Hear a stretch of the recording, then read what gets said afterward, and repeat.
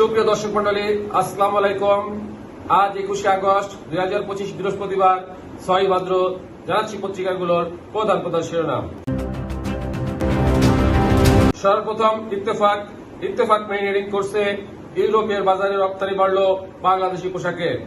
এরপরে যুগান্তরের main heading 8,000 কোটি টাকা হাতিয়েছে স্বপন চক্র।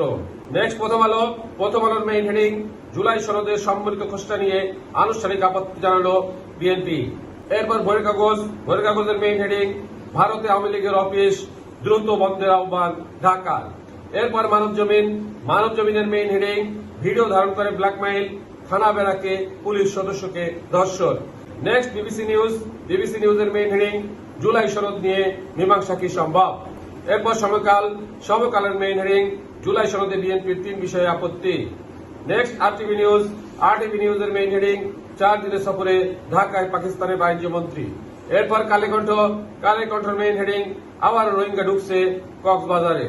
নেক্সট জনকণ্ঠের main heading Saudi, Malaysia, Japan যাত্রায় প্রবাসীদের যে সুখবর দিলেন উপদেষ্টা আসিফ।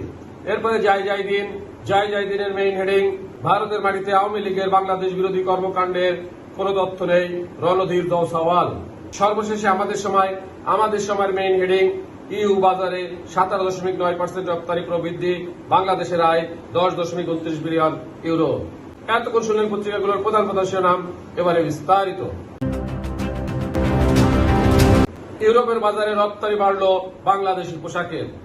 ইউরোপীয় ইউনিয়নভুক্ত ইইউ দেশগুলোতে বাংলাদেশের তৈরি পোশাক রপ্তানিতে উল্লেখযোগ্য প্রবৃদ্ধি অর্জিত হয়েছে। সম্প্রতি ইউরোস্ট্যাটের প্রকাশিত এক প্রতিবেদনের তথ্য অনুযায়ী চলতি বছরের জানুয়ারি থেকে জুন সময়ে বাংলাদেশে ইউর বাজারে 10.29 বিলিয়ন ইউরো মূল্যের পোশাক রপ্তানি করেছে, যা গত বছরের একই সময়ের 8.73 বিলিয়ন ইউরো থেকে 17.9% বেশি। তবে সামগ্রিকভাবে ইউর পোশাক আমদানি 12.3% বেড়ে 43.39 বিলিয়ন ইউরোতে দাঁড়িয়েছে, যা গত বছরের 38.64 বিলিয়ন ইউরো থেকে বেশি। এদিকে প্রবৃদ্ধির হার ইউর মোট আমদানি বৃদ্ধির চেয়ে বেশি হলেও চীন ও কম্বোডিয়ার মতো প্রতিযোগীদের তুলনায় কিছুটা পিছিয়ে রয়েছে। পত্রিকার প্রধান শিরোনাম সহ সংবাদ এখনকার মতো শেষ করছি। আল্লাহ হাফেজ।